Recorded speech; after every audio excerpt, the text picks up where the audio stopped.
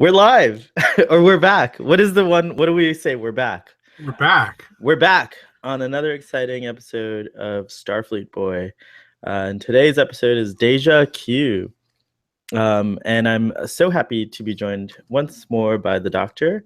In the Starfleet Boy continuity, the audience doesn't know that because we bank so many episodes, the audience doesn't know that there's like weeks between our conversations.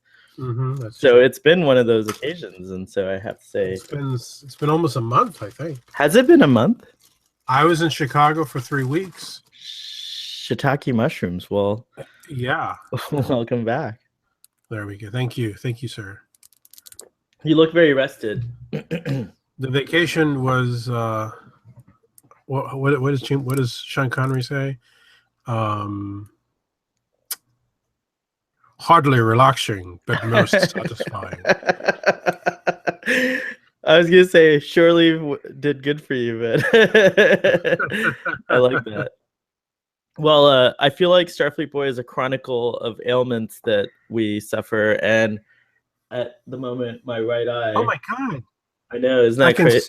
You can. Yeah, pink eye. I think, yeah, it's a way better. You should have seen what it looked like earlier this week. What happened?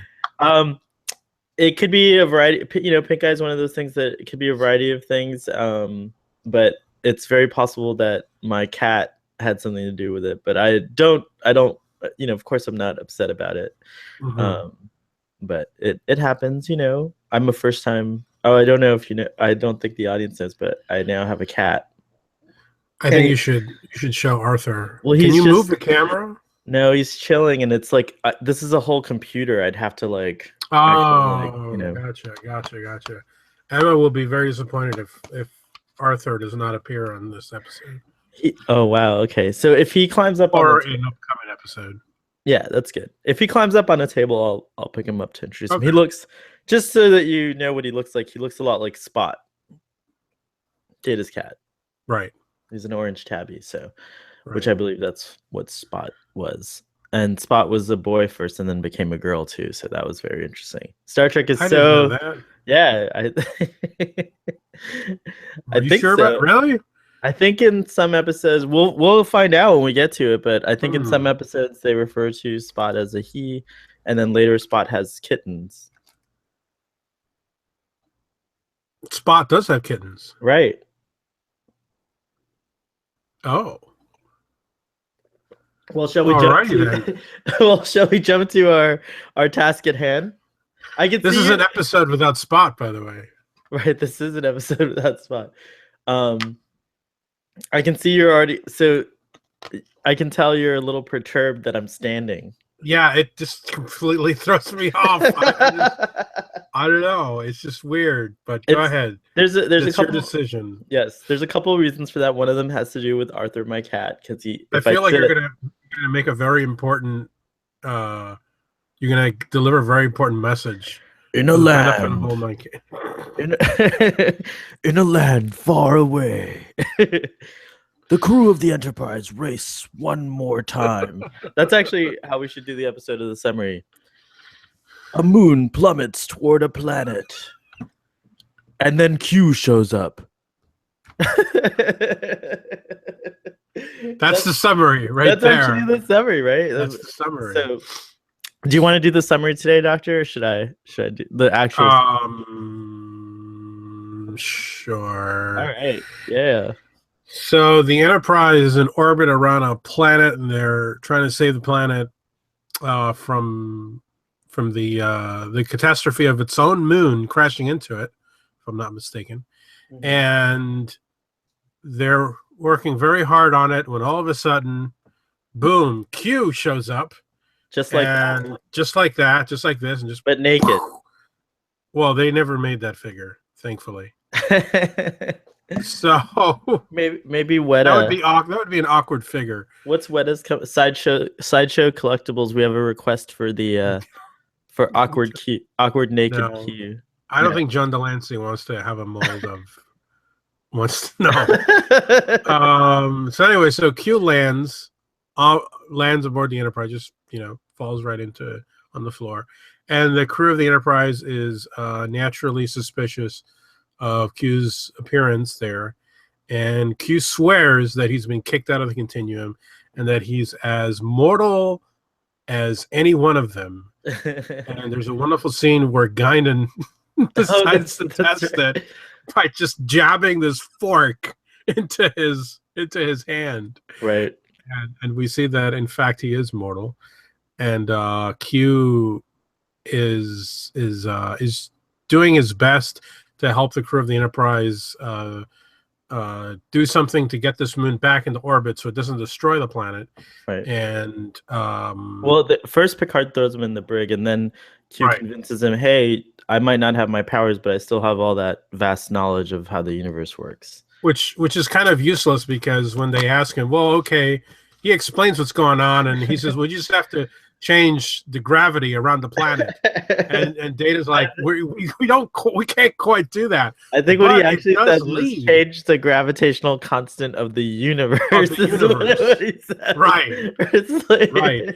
Which actually does lead Geordi to make the leap of logic.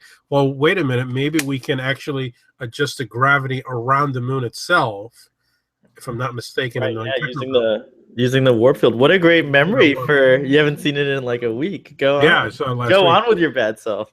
And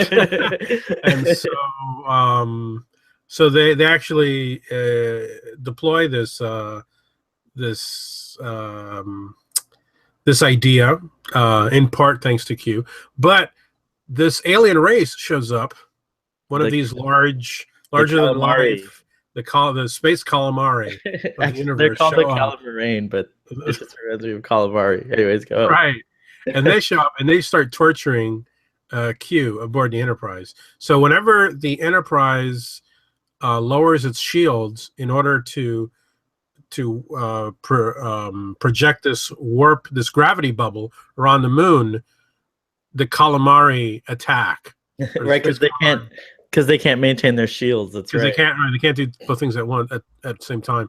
So Q is now becoming a hiccup here, and Q actually finds it in himself to sacrifice himself, and he steals a shuttlecraft, and he leaves the Enterprise in order to divert attention of the space calamari to him, and therefore allowing the Enterprise to enact a plan of saving the moon, because the moon is about, they're like hours away from this planet, from part of this planet being destroyed by the crashing moon. So Picard is reluctantly forced to try and save Q, but suddenly nothing's working. The tractor beam's not working, the transporter's not working, nothing is working. Why? Because another member of the Q Continuum, Corbin Benson, from LA Law.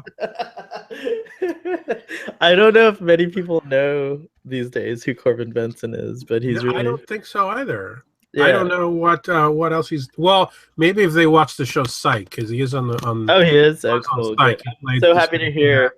I'm so happy to hear Corbin Benson is still out there. Yeah, that's awesome. Maybe he'll be on the LA Law, the new one, the remake. I didn't know about that, but anyways, back to Starfleet Boy. So LA Law.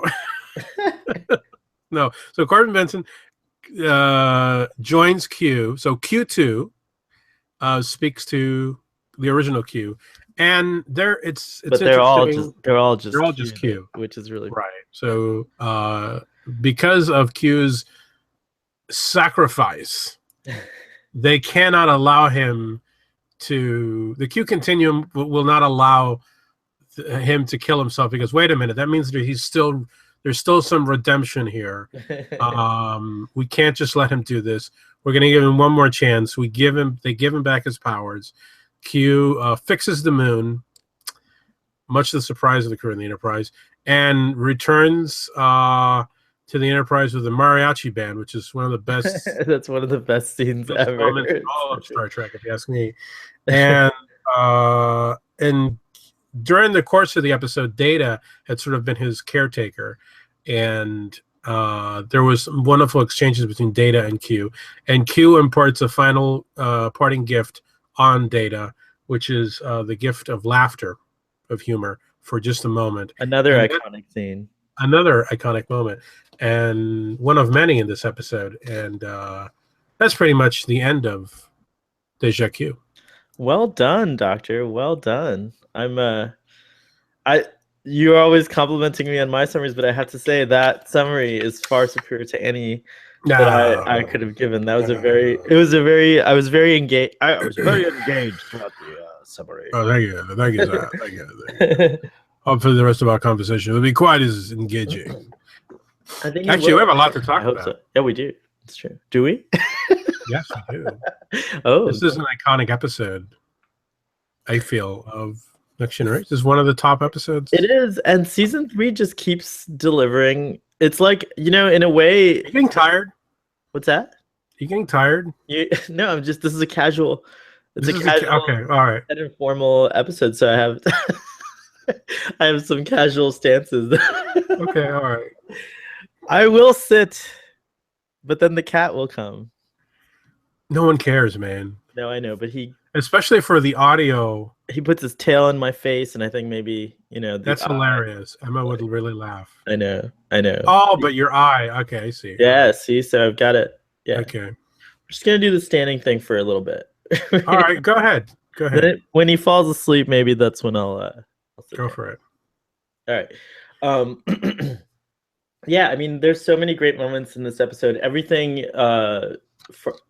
What I really found to be compelling also was just again, Data is this really wonderful vehicle to show humanity, what humanity is, because he's so different. He doesn't have human emotions. He doesn't have emotions. And so he's always like trying to figure out what people are feeling and thinking. And so there's that scene where, I think Q finds his humanity through Data, which is really, really funny because he doesn't find it through Picard or Worf. Worf's not human, but still, he doesn't find it through Picard or Riker or anyone else. He finds it through Data, supposedly the most non-human character on the episode. And so I just think that it was beautifully written. It was really well done. It was a surprise to see Q. I remember when I first saw it, I was as suspicious as the crew was. I did not believe that Q lost his powers. I was waiting the whole episode to see what the catch is going to be. What the catch is, right. And then this character that, is supposed to be unlikable, when he gets his powers back and he takes the Calamarain and he shrinks them down and he can you imagine the fear that he's this huge inner space energy being is now just right there in the palm of this guy's hands. So when he does that and he gets his powers back and he's just so grandiose about it, and, the mariachi band and all the other things that we love about Q, I actually got happy. I was like, yeah, Q got his powers back. So other than that, the moon plot was only interesting because of it was a vehicle to a problem to solve, right. But I thought even that was kind of well done, even though it wasn't nowadays you would actually see the tidal forces affecting, we could do CG that would show oceans pummeling the coast because the tides are so high and crazy. Oh, Doctor, I think you've disappeared. Where has the Doctor gone? Oh well. This happens, people. Subspace communication. Doctor, come back. Anyways, while we wait for the Doctor, I guess I'll just continue that it is kind of exciting that a new Star Trek series. Oh, there you are. I can't hear you. No here. No here. Hold on. Doctor, are you there? These things happen, huh?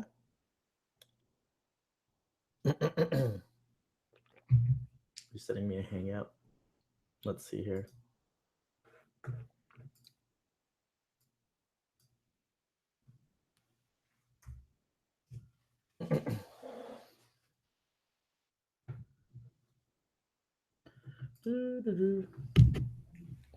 Whoa, sorry about that, audience. All right, we're having a technical difficulty here with audio, which can happen. We are not live when you see it, but we are recording live. I can't even understand him. I'm hoping he sent me a text message. That's what I'm checking right now.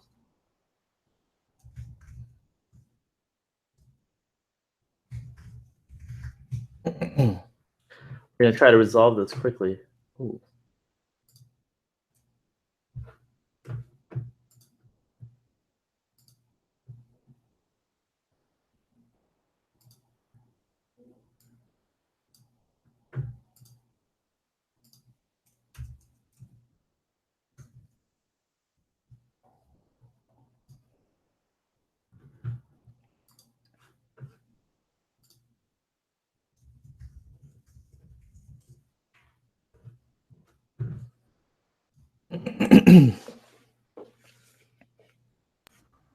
Now I can hear you. Can you hear me now? Yes. All right. That was weird. I could hear you the whole time. Really? Oh, that's good. Yeah, that's all right. Well, I don't know what happened, but the Q continuum interrupted. They didn't like that we mentioned the Calamarain torture scene. Anyways, I guess what I was saying was that it's exciting that even like today you could definitely put a little more punch into the danger by having a visual effect shot of the destruction that's facing the planet, because all we have to rely on is the very worried and perturbed aliens that are like, were they communist? Why would you say that? They appeared to be wearing they look like they were, the 60s Chinese communists. You know how they had the standard uniform that you would see. Right. They look like Chinese. The peril, I think, the costumes. You know those the uniforms they would wear. I'm looking them up. They look like 60s communists from China. I don't know why.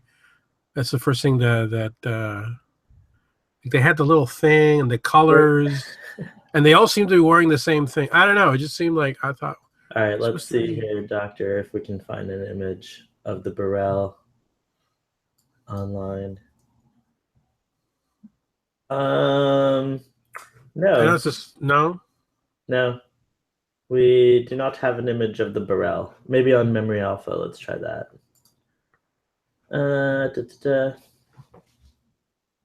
Oh, because there's also a peril class Klingon ship. Oh, interesting. But it's different, spelled differently. Hold on. Well, anyways, I don't think that's. I think first of all, I think that's obviously a coincidence if that's the case. But you know what I'm talking about? Those uniforms. That but I hardly think, exercise. I hardly think that the writer, or the designers, maybe they were inspired by. It's possible. Right, that's what I'm saying. Okay. They were probably inspired.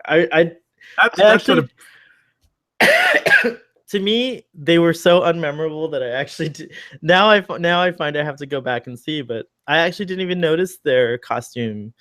I was very, I don't know why the costumes made a big impression. They looked like they were. I do remember that they kind of looked like completely changed. They kind of looked like the Sona. Didn't they have like stretched? Did they? I don't remember. No, I know that the costumes reminded me of, like, maybe they got them from some movie or something. They're like, oh, let's just grab those Chinese uniforms. All right, hang on. Now we're going to Memory Alpha because they'll certainly have a reference to them there. Now, while you're looking that up, let me ask you. At the end of the episode, is Q's decision to leave the Enterprise and in effect, commit suicide, sacrifice himself. Was it genuine, or was he playing the game knowing that the Q continuum was watching and that they would intervene and say, oh, wait a minute. He's shown growth. He's shown contrition. He's shown himself to be a being capable of sacrifice. We can't let him die. I don't know. I mean, I would imagine that was one of his hopes, but it's still a gamble, right? I mean, he's shut out. Like, he doesn't know anymore what the Q would do or wouldn't do. You know what I mean? Like, so are we sure of that? Because his expression, see, that's the thing that I love about the episode, is when you get to the end, until that ending, you're like, well, okay, maybe Q is showing something more. Maybe his character has grown, especially when I love the moment when he goes back to Data after Data has saved him. Mm-hmm. And Data is mute. He's unable to speak. And he tells him, what does he say? He says something to the effect of, you are more human than I will ever. You're a better human or something. You're a better human than I will ever. Something really, actually, yeah, it was a poignant moment. And he says it with this thing in his voice that it does seem like it's genuine emotion from Q. Right. I do believe that Q. So, I mean, I do believe this is a change for Q. But I mean, once he gets his I think there's something about Q that's always been kind, if that makes any sense. Like, he could. You think? Well, there's something there, because even in Encounter at Farpoint, I mean, like, this is a being capable of. I mean, we don't know the limits of Q's powers. If we were in in Marvel, he'd be like a celestial or something. Yeah. He's He's infinite. He's infinite. He's unstoppable. So that being said, he knows the future. He knows the past. I mean, like, all these things are accessible to him. Yet he is I think he sees humanity. Something happens to humanity. This is completely just we're going into the realm of imagination here. But let's just say he's speculation. Speculation. Let's just say he's a timeless being, and he sees the future, and it's really dark. And maybe he has compassion. He's jaded and cynical, but maybe he has some kind of compassion. What if Q decides to intervene with humanity's course so that terrible future doesn't happen? And it's not, this is now, I feel like there's something similar in Doctor Who happening. Why does the Doctor, we're not going to talk too much about this, but why is the Doctor so interested in humanity? What does humanity have to do with the future of the universe at large? And so why is Q so interested in humanity? Like, what is the reason? He doesn't, there's no, so I think maybe these like little, obviously they're comedic and funny, and there's a lot of, there's so much just interesting kind of stuff going on the side. But at the heart of it, like, why is Q even interested in humanity? And I think it's because he really does see the potential of humanity, but humanity in it, there's a timeline or a future or a possibility that humanity fails the universe or maybe becomes something that he doesn't like. So he's back here trying to meddle with it, whether he's meddling to like change it for the better or the worse. That is never that's not something that's obvious in the beginning. I think later you do see that Q, especially in All Good Things in particular, is interested in Picard being successful, but there are bigger ramifications. So I don't know. but it makes me wonder. It's like, why would this, why humanity? Why does he have an interest in them? Why is he is it humanity or is it Picard? Or Picard or Data or Riker? I mean, he's shown interest in. No, but it's clearly Picard. Yeah, it's Picard for sure. Picard. He has a Picard obsession. And Star Trek, and Star Trek: The Next Generation is kind of the most current I mean, basically, the Prime universe, the most current information that we have as fans is Star Trek: The Next Generation, Voyager, DS9. That kind of marks the end of our knowledge. You know, outside of a few little hints where we get the Enterprise J, and you know, Enterprise. in Enterprise and things like that. But outside of that, there's nothing else we know outside of this point. So I would think that, like, you know, yeah, Picard's important. Well, I And mean, that's why I would love to see the Star Trek: The Next Generation cast and crew reassemble for one more movie. Let's do it. Come one more on. movie. I don't know. It's wishful thinking, but you know, It anything can is. happen.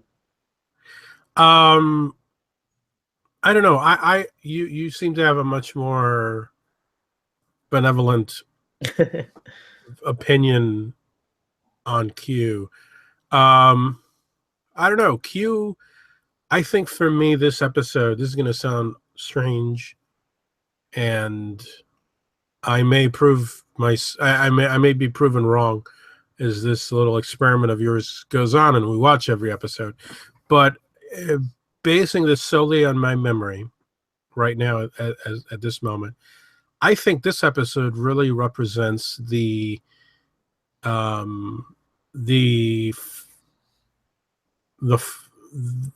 last, the furthest extent of Q's arc as a character.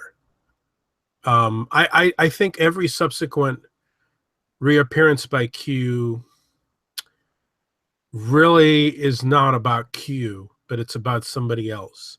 Either it's about Picard, or it's about whatever the plot of the episode is, which in many cases is just for an opportunity to have fun, like the Robin Hood episode, or and one with Vaj or whatever.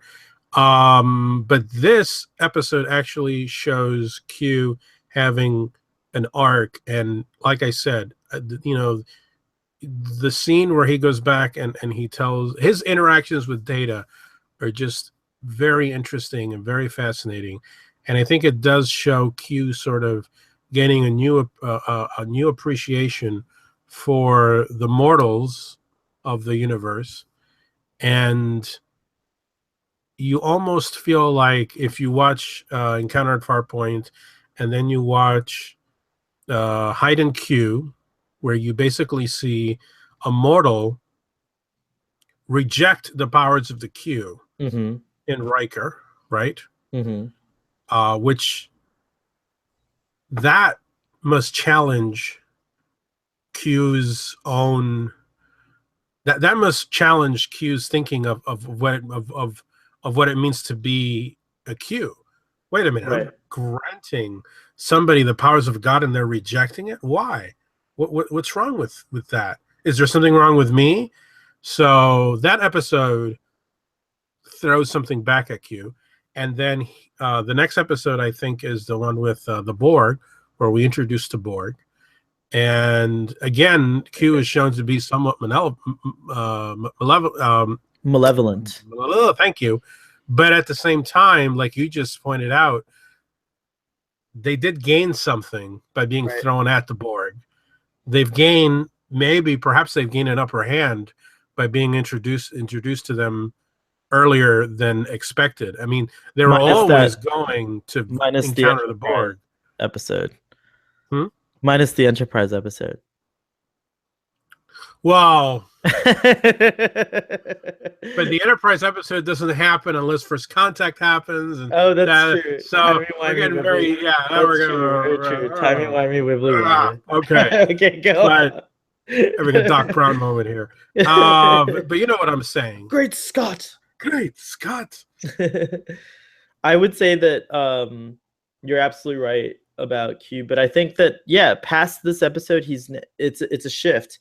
I think now he's like someone we think of as part of the extended, family of the crew. We know Q's going to be a guest star, but future episodes I think are a little more intimate, and as you said, not directly about Q per se. And he even, I think, if I'm not mistaken, he kind of tones it down even after this. Like he does. That's what I'm curious yeah. to see. I don't remember, but I think I just recall. I don't recall him being so outlandish.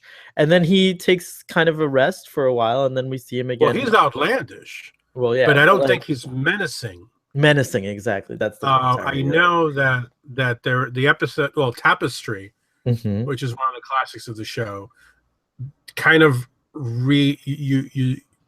you get a sense of the menace is back with that one. But again, that's really a Picard episode. It is. I think this is the last episode where we actually see somebody trying to write Q as a character and actually trying to broaden the character. I mean, like I said, his conversations with Data, and then when he's brought into the brig and he's talking to Worf and he's like, I'm a Klingon just like you, and then he's like, I should have come back as a Romulan. I mean, you have this character that's just stripped of his powers. I mean, really, Q is almost like Superman. And there are only so many real plots you can have with Superman, which is the reason why I don't like Superman that much. Is you can only do.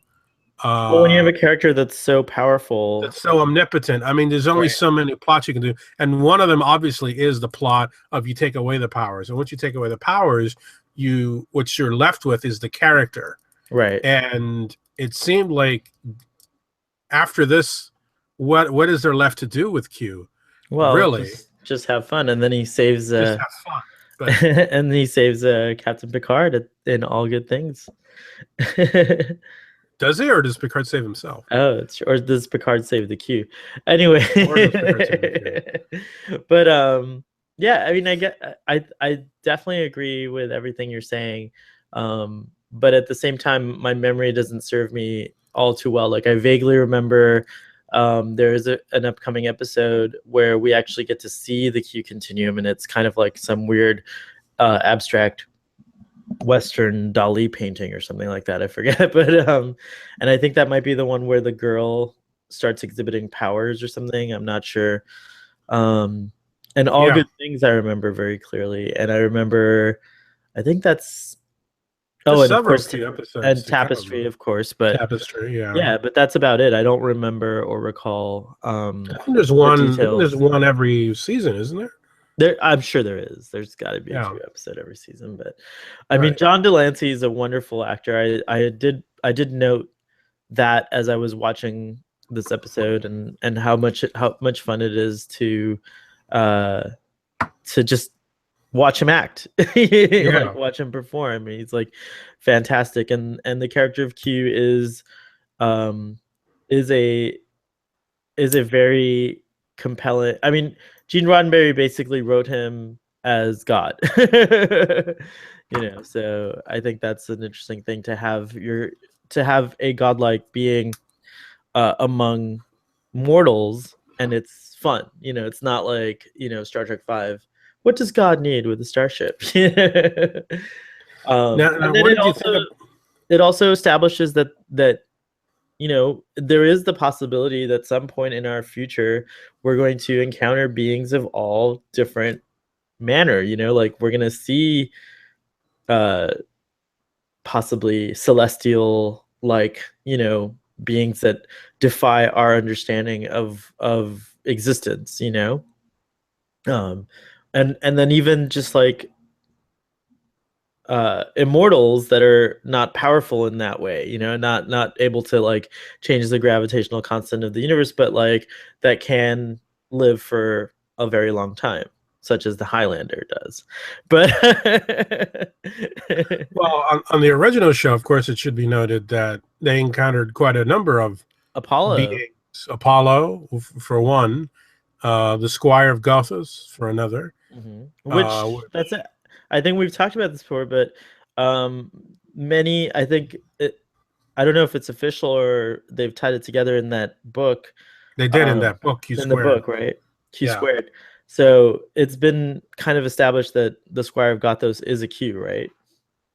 In that book, it is established. Peter David brilliantly establishes that the Squire of Gothos is a Q, and I can't remember any particulars of the novel, which is bizarre, but I know that was the premise, and there's this wonderful. The cover is great because I believe it's the Squire, and he's facing off against Q. Right, I think so. And they're at swords. So now let me ask you, what did you think about Guinan's reaction to Q? I really wish I mean, I want to know so much more, so much. What is Guinan? Like, what are Elorians? Because it's really interesting that she has a relationship with him at all. She hates him. And I thought it was like a really entertaining portion of the episode, but I also thought it was very revealing because stripped of his powers, now Q had to like kind of really actually face consequences. And he's so appalled and surprised that someone could hate him so much. But she has legitimate reasons for hating him. I mean, what she basically says is what we later on see demonstrated right in front of us when he grabs the space calamari and holds them in his hands, and he's threatening all sorts of vengeance upon them. And then the other Q shows up and he's like, Q? And he's like, oh, I'm just checking if you're paying attention, and he just blows them away. But there is, so that in itself shows that this Q has a very he's not good. He's I don't know. There's a streak of malice to him. I think tortures. Q represents ultimately what can happen to anyone that ignores compassion and empathy, and like and just kind of like doesn't think about consequences of actions, you know, like, and one can argue that, like, you know, I mean, I see him in much the same way as one might see, you know, the Doctor in Doctor Who. He's a rogue Q, you know, like, really. I really do. He's a mischievous, like, he meddles, he like does this. I don't see the Doctor as being malevolent, of course, but so when you compare to the Master, then maybe the Master, actually, that's a lot better. Thank you. Thanks for the correction there. Okay. Yeah, I would say, yeah, exactly. He is, but even still, like, yeah, we hear about all these horrors that Q commits, but then Q seems to always try to say, but this happened, but it's because of this, but it's does he? Yeah, like he, you know, I don't know. I don't know. I mean, what is his purpose in torturing the space calamari? I don't think there's a reason for it. And what about the Elorians? I don't think he was gonna like really do anything bad to them. No, they were taking revenge upon him for what he had done to them before. Do you remember what it was? What did he do to them? Did they say anything? He had tortured them. Oh, geez. I mean, okay, let's say I'm not going to defend Q anymore. Do we not trust Guinan, or do we trust Guinan? No, we do trust Guinan. It's true. Doesn't Guinan say that he is an evil, vile creature? I guess John Delancey's just so freaking charming that it's hard for me to, like... Well, so are many serial killers. And oh my god! Pop you up and have your liver for dinner. So wow, is Q good or is he not? I think he's neutral. Oh, look at that cover! You see that up there? How they're fighting? I think he's neutral. Neutral chaotic. What is neutral, it? Chaotic? Is that a new term you just came up with? It's like a Dungeons and Dragons thing. So you can be lawful good, unlawful good, and chaos. There's like 3 different kinds of each level of of like thing. So there's good, neutral, bad. And I think he's definitely like neutral towards the bad side, but more neutral. I don't know. He's bad. Okay, forget it. Q's bad. I can't defend him anymore. Let me ask you this. Is I've he got- Mudd? What's that? Is he Mudd? Is he Harry Mudd of Next Generation? Is he the Harry Mudd of the Next Generation? Like no, because there's a degree. I think Harry Mudd again is Was humorous. humor. I mean, he was also he's he was a scoundrel. he wasn't. He was a scoundrel. He was. Right. I mean, in the first episode, he's basically selling women. Oh, that's true. Jeez. I mean, you know. Wow, we have So to. at best, he's a white slaver. I need to re-examine my my love for some of these characters, because when you put it that way, I'm like, dang, you're absolutely right. But wow, okay. So but to me, part of it comes with. I mean, we could talk about Harry Mudd later. I have insufficient data to talk about him at the moment. But what I would say about Q is, I think it's important for us to remember that you have to take the totality of Q into context here. So someone like Harry Mudd can't undo a mistake like a moon crashing into a planet, even if he caused it, right? So to me, there's Q's very existence is something that's unfathomable to us, because he can decide to do something really horrible and then reverse it just to experience it. I mean, like, there's just so many.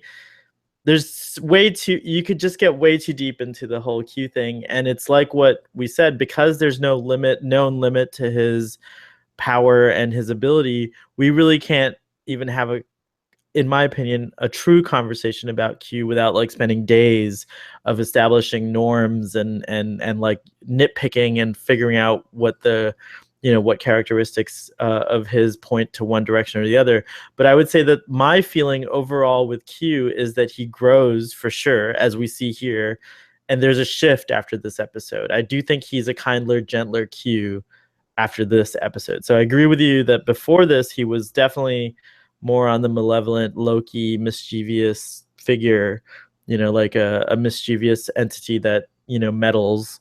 But then after this, it's less of that. I'm not saying he doesn't do it anymore, but it's a different way, Going to, what do you think?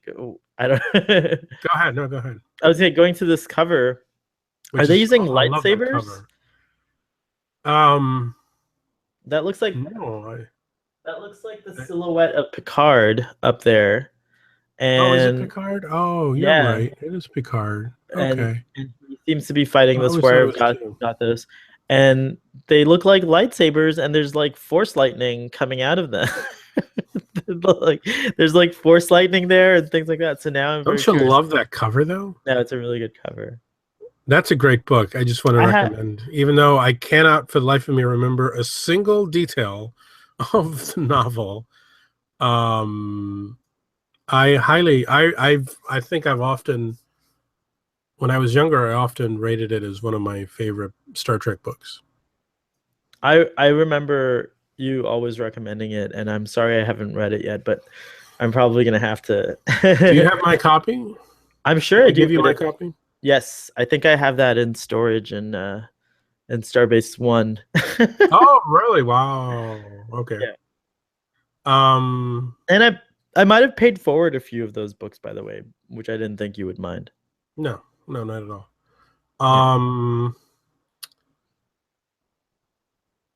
One of the favorite scenes I had was when Q discovers back pain.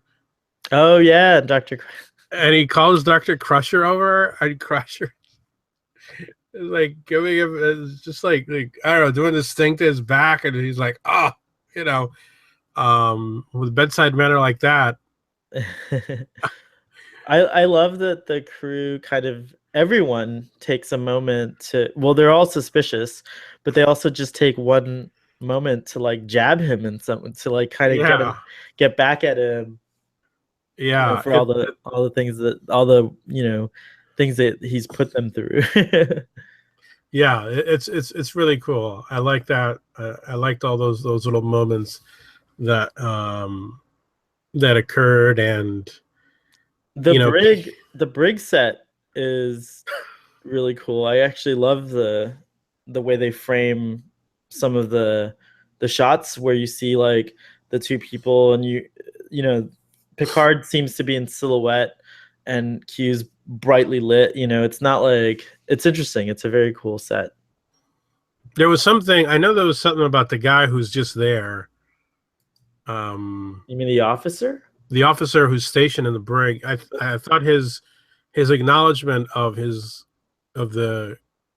commanding officer was a bit casual. It's just kind of like, "Sup, what's up, man? All right." Like, it's freaking Captain Picard, man. Like, I mean, I know people don't exactly stand at attention or anything, No, but it's true. it's I don't know. It just seemed like there was I don't know. Maybe he's the guy. Maybe they have fencing. So we've seen Maybe they fence, off camera or something. Yeah, then maybe it just seemed very casual the way they. Well, I think the entire Enterprise is a very, as we'll see later with Captain Jellicoe, Picard does appreciate an easy, I wouldn't say a laxed environment, but an easy environment. He doesn't, while he likes to maintain, my impression is like, while he likes to maintain order and procedure, he wants to make sure, those things are being followed. He doesn't like tension and formality. I don't think. I think he got that from Riker. I think Riker's very much like that. I imagine that the Titan is just a ball of laughs, like, all the time. Like, it's like, maybe that's why they can't make the show. It would just be no one would take it seriously. Like, well, it would be like, have you seen the what's that show where everything's like toys? What? It's late at night, and they have the night shift on the Next Generation on the Enterprise D. Have you seen that? No, I still haven't seen that. Everyone keeps on. That's hilarious. It really is. What is that? Robot Chicken thing? Robot Chicken. Thank you. Oh, cool. Robot Chicken does a hilarious night shift on the Enterprise D, and it's. I still have. Yeah, someone else told me to see that. I think it might have been Gary, or maybe been you telling me to watch it before. But here's the brig, which we already saw in The Hunted. Did you do The Hunted already? Yeah. Was I on that? No. Can I get my? Yeah, let's get your. That episode sucked, by the way. You didn't like that episode? That's with James Cromwell. Yeah, that episode sucked. What didn't you like about that episode? Well, I'm not going to get into another episode on this. All right, but then the next one after that, The Higher Ground, you also were not on that episode. What about that one? Is that a good episode? Which is The Higher Ground? Dr. Crusher gets kidnapped by Al-Qaeda. You did that one already? Not Al-Qaeda, but maybe. I love that episode. Oh, no. I can't believe it. Well. No. When did you do that? It's like the next one it's going live today. Oh, so. That is truly sad. That is the episode that inspired Pasteur. It is. Because remember, the plot for Pasteur was going to be there was going to be this terrorist, and it was a nod to that episode where she kind of has almost fling with Finn. With this guy, with Finn. Oh, that's oh. Doctor, I'm so sorry. Well, here, let's have a doctor's opinion. No. I gotta watch that episode. I guess. Who did you do it with? Trekker Prize? Yes, with Gary. Okay. We summoned you on that one, but unfortunately, I was in Chicago, right? Yeah. You were on shore leave, but the show must go on, Doctor. No, I know. I just didn't realize. We did The Defector together, and that's one of your favorite ones too. Yeah. No, and this one is a favorite of mine. I think this one. Another thing I want to talk about is just I think a show demonstrates great maturity when it's able to have a lot of humor. You know, just a let's just do a funny episode. Right. You know, I mean, Star Trek is not generally seen as a funny show, but it does. When it does try to be funny, I mean, the original show was better at it, but this show also has its moments where it does let loose, and this episode had a lot of scenes that were very very humorous, and Right. especially the ending, you know, with the mariachi band, and then the two women on Riker's shoulders, and then, you know, Q switches them to Worf. And Worf is kind of like, oh. And even at the very end, The the cigar. Picard's, Well, I really Picard when Picard discovers that the moon's been restored to its orbit, and obviously the Enterprise didn't do it, he says perhaps there's hope for Q's humanity after all, and you know, and as he's about to say, don't count on it, Picard. yeah, something like that. That's actually, you're right. That's a great moment. And just, I think again, to me, there's got to be some kind of feeling for Q to even gift Data the laughter. I mean, like, it's nothing for Q to do that. Like, for that moment, we can assume that for that moment, Data has transcended and is experiencing genuine laughter, like a genuine emotion. And then he just kind of like he like goes back to being Data, like, you know, seamlessly. But it's such a cool thing. There's a really good episode, a Data episode. I'll save it to do with you. The one where he gets kidnapped, and he's a like an art collector, like not a collector. He's like a thief, basically. That, you know what I'm talking about? I remember that one vaguely. I think it's called All the Toys or something like that. The guy who's the collector is an actor of some note. I believe so. I don't recall what he's noted for, but right. But regardless, in that episode, we get to see there's another challenge to what is Data?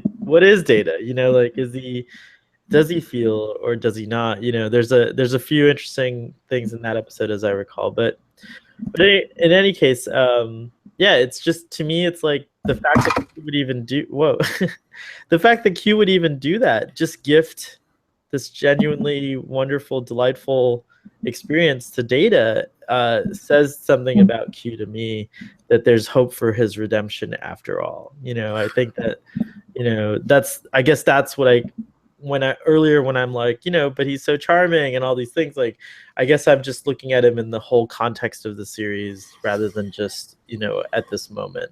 Well, I think, like I said before, I think this episode sort of demonstrated the last attempt of the series to really, and I may be wrong, maybe later episode, you know, I'll find in later episodes that I'm completely off base. But in my memory, it seems like this is the last episode where Q is explored as a character. I think in later episodes, he is simply the foil, and it's just party time. Yeah. Oh, it's a Q episode, so we're going to have laughs. We're going to have a plot where everything's going to go back to normal at the end, and it becomes a bit formulaic. And I mean, not that there's anything wrong with the formula. I mean, obviously, other shows have characters like this. For some reason, the one that, well, on Star Trek, the original, obviously it wasn't done every season, but Harry Mudd, it was understood that whenever Harry Mudd showed up, it was going to be a light episode, and I'm trying to think on Deep Space Nine if there's anybody like that. Maybe the Grand Nagus. Yeah, I mean, maybe. Yeah, and I think for me in Deep Space Nine, an ancillary character that stands out is Garrick. I really like Garrick, but just Well, to but list, Garrick, you always felt real danger with him and real suspense. that's I true. think with With and Vegas, there was great character exploration hmm with Garrick. Q, I think this really represents the like I said, in I would be curious to know if I'm proven wrong, and I'm sure people can comment below when we'll this just goes on YouTube. yeah, it'll be interesting to find out because I don't recall either. See, like the next episode with Q is going to be called Cupid. Do you remember that? Is that the one Robin See, Hood that one? one is That's with about Vaj, right? Vaj, Yeah, but it's more about Picard. right. And then True And then there's the Q, one with where he gets True, the girl. right? That's True Q, I think. Okay. Then there's Tapestry, and then there's All Good, Tapestry's definitely right? Picard, And then All Good Things, which and is obviously the wrap up that's of the show. right. That's his all his appearances on TNG. He's on one episode of Deep Space Nine, Q less. Which is more about Vaj, really. Again about Vaj, yeah, it's true, and it's a nice wrap up to the Vaj kind of Whoa, thread. what is that? What? Do you hear that music? No. Holy crap, what's going on? Do we not There may hear? be some music on my end here. Do we not hear the chimes at midnight, Captain? I'm sorry. Wow, you didn't hear that? That's great. No, I was playing the latest from Blondie. Oh, nice. You can be listening to music while we have our discussions. Apparently, I didn't know that. You didn't hear that at all? No, maybe it's on the but that's going to show up on the... No, it won't show up on the recording. It might not. I don't mind if it does. That's kind of cool. Huh. Then comes his Voyager appearances, which he has 3 of: Death Wish, the Q and the Gray, and the Q. That's fan fiction, right? But you had me thinking about it for a moment, which. By the way, speaking of fan fiction, before you start talking about Voyager, if I may completely wipe that away, that conversation. There are novels you were talking about. They're not the Calamarain, which is our intelligent species composed of thin wisps of gas that roam freely through interstellar space. They actually appear in several novels with Q. I wonder if the Excelsior discovered the Calamarain ever, because they were cataloging gaseous anomalies.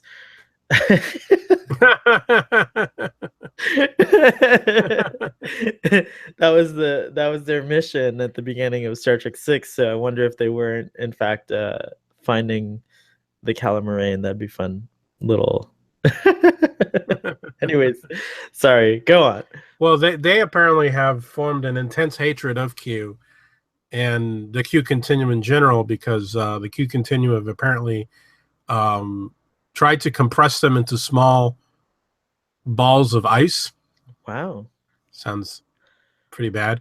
They've appeared in the novel Q Zone, and they have also appeared, or they've been mentioned in the novels Q Space and Q Strike. Wow. So there are a number of Q novels out there. And Q Space actually deals with, I believe it's the Enterprise E. This is interesting. Now that you're talking about the novels, on the Wikipedia here, they list a couple of novels: Q and Law, Q Squared, IQ. Funny, great titles, by the way. The Q Continuum, which includes Q Zone, Q Space, and Q Strike. String Theory. It's funny that it's not a Q title. Oh, wow. Q&A, Star Trek, Borg, Planet X, The Eternal Tide. And then this, I don't know what this is. Maybe you do, but it's very intriguing to me already. Audio presentation starring John. By the way, John Delancey reads all the audiobook versions of those that I just listed off. So the Q books? Oh, yeah, I would love. Now I kind of. Oh, wow. Now I kind of want to hear them because Imagine. Anyways, audio presentations starring John Delancey and Leonard Nimoy. Spock versus Q and Spock versus Q, the sequel. Do you know what that is? I have no clue what that is. That's a new find for me. Wow. Now I've got to No go. yeah. We'll have to do a follow-up on that, but that's probably really, really priceless, having Leonard Nimoy and John Delancey together. Well, John Delancey, if I'm not mistaken, Leonard Nimoy, Gates McFadden, and John Delancey appeared in an audio version of War of the Worlds. Whoa! Which is available on Hoopla. If there are any users of the public library system out there, please check out. You probably have access to Hoopla because that's a very common online service that many public library systems around the country utilize, including Miami and Chicago. So I imagine Seattle as well. Oh, I'll have to check it out. Do you have your public library card, sir? I do indeed. There we go. Excellent. And so should everyone here. And thus ends my little PSA for... we should do more PSAs. For the public library. It's actually a really good cause, I think. And especially in these dark times as we're trapped here in the Kelvin universe. Is it time? Yes, it is time for the book. Say something so we can show it again. Okay, well, now we're going to consult the book. I feel like we should have some graphic or something. Or one some day, music. maybe one day this show might be produced professionally and it'll have all these like fancy things on it. But the credit goes to Larry Nemesek, who is a delightful personage on the internets. He has a great site. He has a wonderful site. And he interacts with you on Twitter, which is kind of cool. You should invite him to the show. I will invite him, but I don't. You are the captain of the show. You're right. I will do it. I will do it. I promise. I just don't know how to do that. I'm a shy person. All right. So, according to Larry Nemesek, this story is the only effort by mid-year staff writer Richard Dennis, who provided some of the best comic scenes in either Trek series. I guess he did in DS9 as well. I'm not sure. After 5 appearances, Delancey said his hardest Next Generation scenes yet to film were the bridge scenes, which went from 7 a.m. to 11 p.m. on Thanksgiving Eve. Wow.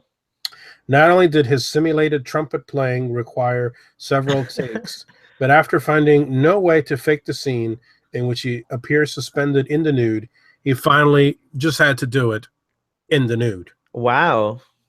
So he really suffered for his art there. You know what? I recently attended a wedding, and there was a trumpet performance by very extreme. The musicians were friends of the bride and groom, and I'm gonna have to find out what they're called so that everyone can go and listen to them. But the lead musician, they were a duo, lit his trumpet on fire and played this gorgeous trumpet piece.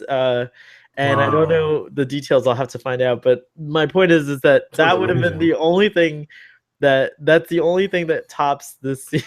And if his trumpet was on fire somehow, I think it would have been like the ultimate thing. Maybe they could add it in the next remaster. The remastered part due.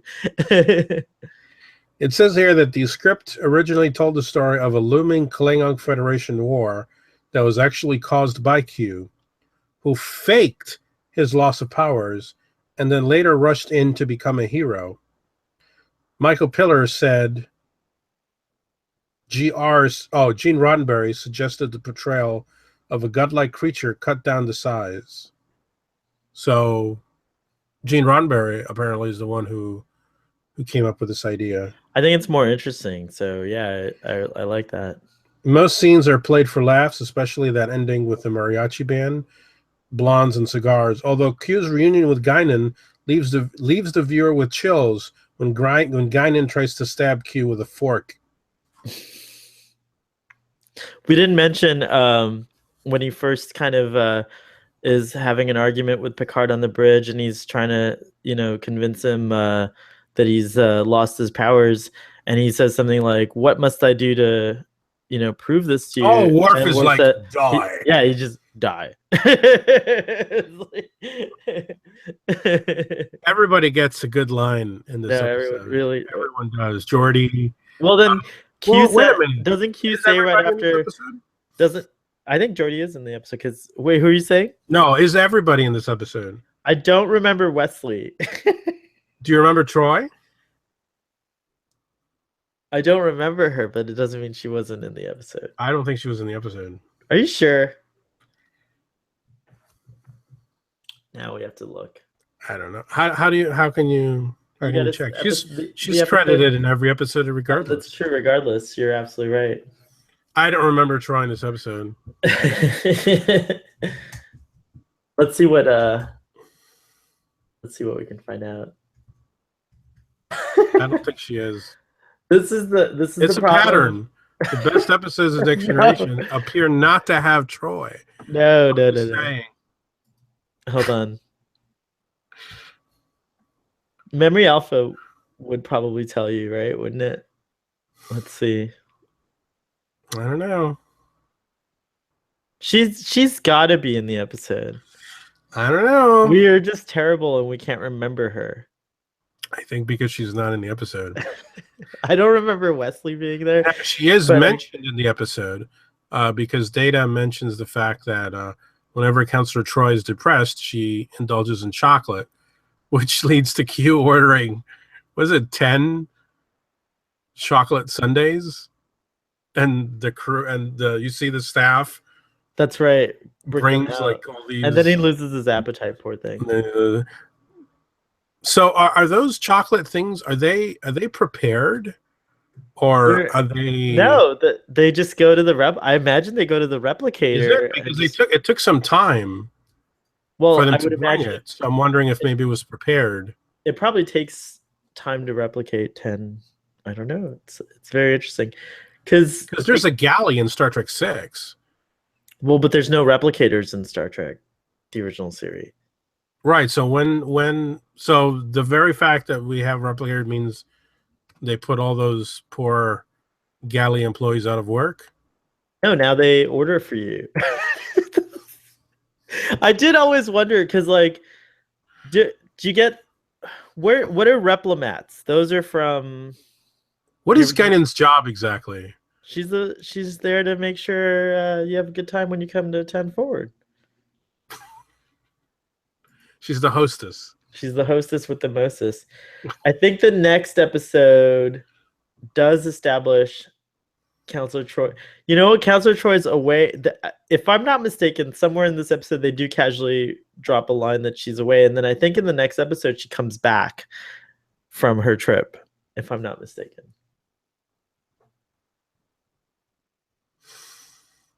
I don't know about that. I don't think there's a line in the episode that explains away Counselor Troy's absence. Let's see in Deja Q who the episode cast is listed as here. But she's always listed, so it doesn't matter. That's not going to help you. Yeah, she's always listed. I don't think she's in the episode. I don't remember her being on the bridge when Q drops down. I don't think she's in the episode.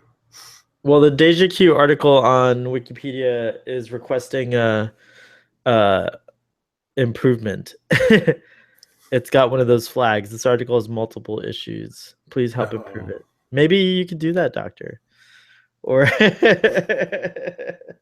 you have a Wikipedia editing account? No, I do not. I do not indulge in wikiing at all. I don't wiki. Well, the Doctor does not wiki. At all, ever. You know. I didn't realize how pure you were. That's amazing. I don't wiki. I don't drink, I don't smoke, and I don't wiki. But you do Memory Alpha, yes? Well, I read it, but I don't. I don't contribute. So shall we? Should we wrap this? Have we exhausted Now we our give this a discussion? rating. I'm very curious to know what your rating is. I think for this episode, I'm gonna give it a 7.5. I concur. Whoa, This is a 7.5. we're on a roll here with our This concurrence. is a 7.5. You're correct. It is a 7.5. Yes, you are correct, sir. You are correct, sir. Yes. It is 7.5. Nice. All right, Yes. so that wraps up our discussion for Deja Q. Any closing thoughts, Doctor? Yes. This is not relevant to the episode at all. I've discovered a YouTube channel with ambient Star Trek sounds. Oh. And now what I do before I go to bed is I go to YouTube and I go to this channel. I don't know what you can look it up. It's a channel and it has the Enterprise D, and it's just the ambient sound of the ship traveling and the warp core, and it puts me right to sleep. I love it. Well, if you listen to the podcast version of our show, you'll note that in the background I use the same the Enterprise D sound. Oh, do you? Oh, yeah, as we talk, if you just go to any of our previous episodes and you'll so actually that that reminds me, may as well do this while we're at it. If you'd like to join our discussion, you can of course comment. If you're watching this on YouTube, you can comment below. I like doing this because it's actually down there. It's below, right under in this area down here. The Doctor's doing it too. Or if you would love to be on our show, send us an email at starfleetboy@gmail.com, and we can talk about how we can have you on our discussion. So Larry Namasek, here's your formal invitation to our show, and I'll do it on Twitter also. Twitter. What would Picard? Are the monks tweeting? What would Picard think of Twitter, do you think? I think he would think it's a big old waste of time. Humans were very lost in the past. For example, Twitter. A dark page in human history. You can also check out what we're doing on starfleetboy.com. I've added a new section called the Captain's Blog. What? There's a new section. This happened just very recently. So on the Captain's Blog, there's just some stuff that didn't fit anywhere else, and I've been posting these. I don't know if you'll find it interesting, Doctor, but a Lost in Time series from the perspective of a crewman of the Enterprise. So, what is it? A Lost in Time series. It's just like log entries that are from the perspective of one of the Enterprise crew. These are fictions? These are little fan fictions. Little fictions. Oh my gosh, you're kidding. Oh, that's fantastic. I didn't know. Let me know what you think. Wow. Yeah. There's also Drunk Space Nine, which by the way, Doctor, it was so good when you were on as the designated driver. We really have to figure out a way to get you back on Drunk Space Nine. I know. It's late. I know. I'm gonna see if Guldu Scott will acquiesce to a daytime drinking experience at some point. But well, in the summer it'll be different because I don't have to wake up so early. So we'll see. So in the summer I can stay up a little bit later. Very cool. And then I think that covers it. Oh yeah, and then if you want to listen to us, because I know watching a video can be for an hour. We've been on for more than an hour today. Watching the video is better. Oh, well, for some. I know you enjoy watching the videos. Oh yeah, absolutely. But for those of you who don't have time for that and want to listen to us, there is the Starfleet Boy podcast, which you can find by going to starfleetboy.com or just go to iTunes. There, I think I've done all the plugs. Live long and prosper. Live long and prosper. To long life and good health, Doctor. Yeah, likewise.